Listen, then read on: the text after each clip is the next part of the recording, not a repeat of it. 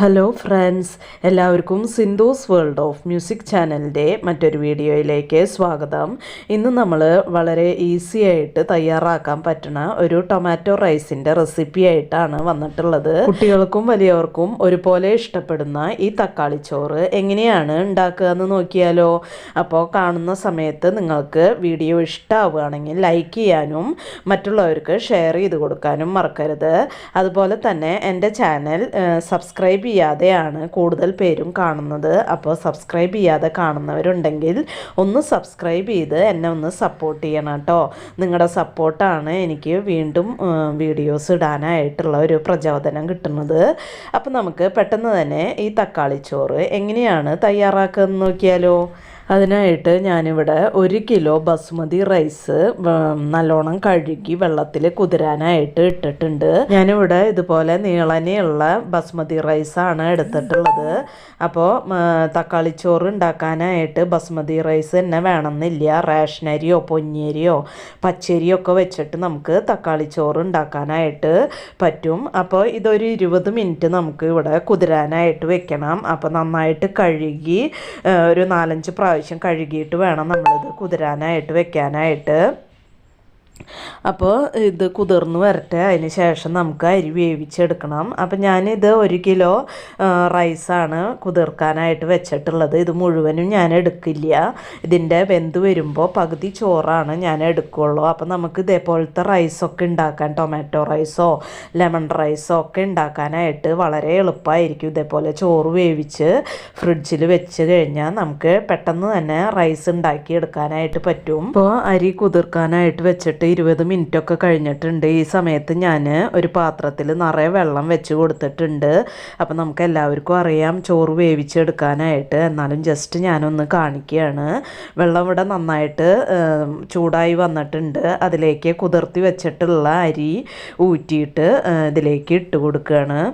ഇനി ഇതിലേക്ക് പാകത്തിന് ഉപ്പ് ചേർത്ത് കൊടുക്കുന്നുണ്ട്. പിന്നെ 1 ടേബിൾ സ്പൂൺ ഓയിൽ ഒഴിച്ച് കൊടുക്കുന്നുണ്ട്. അപ്പോൾ അരിയൊക്കെ ഒന്ന് ഒട്ടി പിടിക്കാണ്ടിരിക്കാൻ ഓയിൽ ഒഴിച്ച് കൊടുക്കുന്നുണ്ട്.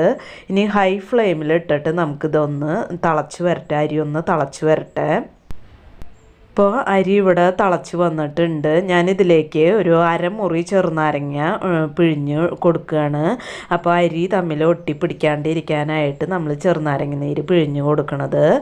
ഇനി നമുക്ക് തീ മീഡിയം ഫ്ലെയിമിലാക്കിയിട്ട് ഈ ചോറ് വേവണ വരെ ഒന്ന് വേവിച്ചെടുക്കാം. അപ്പോൾ ഇടയ്ക്ക് ഒന്ന് തുറന്ന് നോക്കിയിട്ട് ചോറ് വെന്തോ എന്നുള്ളത് ഒന്ന് നോക്കണം. അപ്പോൾ അരി വേവിക്കാനായിട്ട് വെള്ളത്തിന് കണക്കൊന്നുമില്ല. നല്ലോണം വെള്ളത്തിൽ നമുക്ക് അരി വേവിച്ചെടുക്കണം. അപ്പോൾ നമുക്ക് കയ്യിലെടുത്ത് നോക്കുമ്പോൾ അരി വെന്തിട്ടുണ്ടാവണം, അല്ലെങ്കിൽ അരി കടിക്കണ പോലെയാവും ഉണ്ടാവുക. അപ്പോൾ നന്നായിട്ടുണ്ടാവില്ല. നമ്മുടെ തക്കാളി ചോറോ അല്ലെങ്കിൽ ഏതെങ്കിലും ചോറ് ഉണ്ടാക്കുമ്പോൾ അത് നന്നായിട്ടുണ്ടാവില്ല. അരി വെന്തിട്ടുണ്ടാവണം. അപ്പോൾ ഇതൊന്ന് തിളയ്ക്കട്ടെ. ഇപ്പോൾ റൈസ് ഇവിടെ വെന്ത് വന്നിട്ടുണ്ട്. അപ്പോൾ അതാ നമുക്ക് ഇതിങ്ങനെ കൈകൊണ്ട് പ്രസ് ചെയ്ത് നോക്കുമ്പോൾ വെന്തിട്ടുണ്ടാവും. ഇപ്പോൾ ചോറ് ഇവിടെ വെന്ത് വന്നിട്ടുണ്ട്. ഒന്നും കൂടിയും 1 മിനിറ്റ് നമുക്കിതൊന്ന് തുറന്ന് വെച്ചിട്ട് വേവിച്ചെടുക്കാം. അപ്പോഴേക്കും നമ്മുടെ ചോറ് ഇവിടെ കറക്റ്റ് പാകമായിട്ട് വരും. റൈസ് ഞാനിവിടെ ഒരു സ്ട്രെയിനറിലേക്ക് അരിച്ചെടുത്തിട്ടുണ്ട്. ഇത് നമുക്ക് ചൂടാറാനായിട്ട് വെക്കാം. ചൂടാറിയതിന് ശേഷമാണ് നമ്മൾ ടൊമാറ്റോ റൈസ് ഉണ്ടാക്കാനായിട്ട് നോക്കേണ്ടത്. അപ്പോൾ വേണമെങ്കിൽ 1-2 പാത്രത്തിലൊക്കെ ഇത് ചൂടാറാനായിട്ട് വെക്കാം. അപ്പം ഞാൻ നേരത്തെ പറഞ്ഞ പോലെ ഞാനിതിൻ്റെ പകുതി എടുത്തിട്ടാണ് ടൊമാറ്റോ റൈസ് ഉണ്ടാക്കുന്നത്. അപ്പോൾ ഇതൊന്ന് ചൂടാറട്ടെ. ഇനി നമുക്ക് ടൊമാറ്റോ റൈസ് ഉണ്ടാക്കാനായിട്ട് നോക്കാം. അതിനായിട്ട് ഞാനിവിടെ ഒരു പാത്രം അടുപ്പത്ത് വെച്ചിട്ടുണ്ട്. അതിലേക്ക് 2 ടീസ്പൂൺ നെയ്യ് ഒഴിച്ച് കൊടുത്തിട്ടുണ്ട്. പിന്നെ 2.5 ടേബിൾ സ്പൂൺ ഓയിൽ ഒഴിച്ച് കൊടുത്തിട്ടുണ്ട്. ഓയിൽ ഇവിടെ നന്നായിട്ട് ചൂടായി വന്നിട്ടുണ്ട്. ഇതിലേക്ക് 1/4 ടീസ്പൂൺ കടുക് ഇട്ട് കൊടുക്കുന്നുണ്ട്.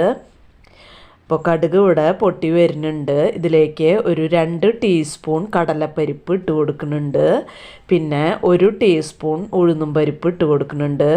തീ ലോ ഫ്ലെയിമിൽ ഇട്ടിട്ട് ഇതൊന്ന് നന്നായിട്ട് ഒന്ന് മൂത്ത് വരട്ടെ. കരിഞ്ഞ് പോകാനായിട്ട് പാടില്ല. അപ്പോൾ തീ ലോ ഫ്ലെയിമിൽ ഇട്ടിട്ട് കടലപ്പരിപ്പും ഉഴുന്നും പരിപ്പും ഒക്കെ ഒന്ന് റോസ്റ്റായി വരണം. ഇതിലേക്ക് 2 വറ്റൽമുളക് പൊട്ടിച്ചിട്ട് കൊടുക്കുന്നുണ്ട്. നന്നായിട്ടൊന്ന് മിക്സ് ചെയ്ത് കൊടുക്കുക.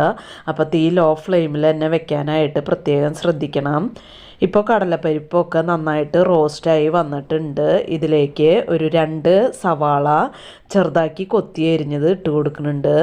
പിന്നെ 2 പച്ചമുളക് ഇട്ട് കൊടുക്കുന്നുണ്ട്. പിന്നെ ഇതിലേക്ക് 2 തണ്ട് കരിവേപ്പില ഇട്ട് കൊടുക്കുന്നുണ്ട്. പിന്നെ ഒരു 8 വെളുത്തുള്ളി ചെറുതാക്കി അരിഞ്ഞത് ഇട്ട് കൊടുക്കുന്നുണ്ട്. ഇനി നമുക്ക് തീ മീഡിയം ഫ്ലെയിമിലാക്കിയിട്ട് ഇത് സവാള ഒന്ന് നന്നായിട്ട് ഒന്ന് മൂത്ത് വരണം. അതുവരയ്ക്ക് നന്നായിട്ടൊന്ന് മിക്സ് ചെയ്ത് കൊടുക്കാം. അപ്പോൾ സവാള ഇവിടെ മൂത്ത് വന്നിട്ടുണ്ട്. ഇനി നമുക്ക് തീ ലോ ഫ്ലെയിമിലാക്കുക. ഇതിലേക്ക് ഒരു 1/4 ടീസ്പൂൺ മഞ്ഞൾപ്പൊടി ഇട്ട് കൊടുക്കുന്നുണ്ട്. പിന്നെ ഈ മസാലയിലേക്ക് ആവശ്യമുള്ള ഉപ്പ് ചേർത്ത് കൊടുക്കുന്നുണ്ട്. നമ്മൾ റൈസ് ഉപ്പ് ചേർത്തിട്ടാണ് വേവിച്ചിട്ടുള്ളത്. അപ്പോൾ മസാലയിലേക്ക് ആവശ്യമുള്ള ഉപ്പ് മാത്രം ഇപ്പോൾ ചേർത്ത് കൊടുത്താൽ മതി. പിന്നെ ഇതിലേക്ക് 1 ടീസ്പൂൺ കാശ്മീരി ചില്ലി പൗഡർ ചേർത്ത് കൊടുക്കുന്നുണ്ട്. നന്നായിട്ടൊന്ന് മിക്സ് ചെയ്ത് കൊടുക്കുക. ഇനി ഇതിലേക്ക് 1/2 ടീസ്പൂൺ കായത്തിൻ്റെ പൊടി ചേർത്ത് കൊടുക്കുന്നുണ്ട്. നന്നായിട്ടൊന്ന് മിക്സ് ചെയ്ത് കൊടുക്കുക. ഈ പൊടികളുടെ പച്ചക്കുത്തൊന്ന് പോണ വരയ്ക്ക് നന്നായിട്ടൊന്ന് ലോ ഫ്ലെയിമിലിട്ടിട്ട് നമുക്ക് മിക്സ് ചെയ്തെടുക്കാം. ഇപ്പോൾ പൊടികളുടെ പച്ചക്കുത്തൊക്കെ മാറി കിട്ടിയിട്ടുണ്ട്. ഇനി ഇതിലേക്ക് ഞാൻ ഒരു 3 വലിയ സൈസ് തക്കാളി ചെറുതാക്കി കട്ട് ചെയ്തത് ഇട്ട് കൊടുക്കുന്നുണ്ട്. ഒന്ന് മിക്സ് ചെയ്ത് കൊടുക്കുക. ഈ സമയത്ത് ഈ മസാലയുടെ ടേസ്റ്റ് നോക്കിയിട്ട് ഇതിലേക്ക് ഉപ്പൊക്കെ വേണമെന്നുണ്ടെങ്കിൽ പാകത്തിന് ചേർത്ത് കൊടുക്കാം. ഇനി നമുക്കിത് മൂടി വെച്ചിട്ട് ഈ തക്കാളി ഒന്ന് വെന്ത് വരട്ടെ. അതുവരെ ഒന്ന് മൂടി വെച്ച് വേവിച്ചെടുക്കണം. അപ്പോൾ തക്കാളിയൊക്കെ നന്നായിട്ട് വെന്ത് വന്നിട്ടുണ്ട്. അതിൽ നിന്ന് എണ്ണയൊക്കെ തെളിഞ്ഞ് വന്നിട്ടുണ്ട്. ഈ സമയത്ത് നമുക്ക് വേവിച്ച് വെച്ചിട്ടുള്ള റൈസ് ഇതിലേക്ക് ചേർത്ത് കൊടുക്കാം. നന്നായിട്ട് മിക്സ് ചെയ്തെടുക്കുക. ഇനി ഇതിലേക്ക് കുറച്ച് മല്ലിയുടെ ഇല ഇട്ട് കൊടുക്കുന്നുണ്ട്. നന്നായിട്ടൊന്ന് നമുക്ക് മിക്സ് ചെയ്തെടുക്കാം. ഈ മസാലയൊക്കെ റൈസിൽ നന്നായിട്ട് ഒന്ന് പിടിക്കണ വരെ നമുക്കിതൊന്ന് മിക്സ് ചെയ്തെടുക്കാം. ഇപ്പോൾ മസാലയൊക്കെ നന്നായിട്ട് മിക്സ് ചെയ്തെടുത്തിട്ടുണ്ട്. അപ്പോൾ നമ്മുടെ വളരെ സിമ്പിളായിട്ടുള്ള അതേസമയം ടേസ്റ്റി ആയിട്ടുള്ള തക്കാളി ചോറ് ഇവിടെ റെഡി ആയിട്ടുണ്ട്. അപ്പോൾ ഇത്രയേ ഉള്ളൂ ഇന്നത്തെ വീഡിയോ. ഇനി നമുക്ക് മറ്റൊരു വീഡിയോയുമായി കാണാം. അതുവരേക്കും താങ്ക് യു.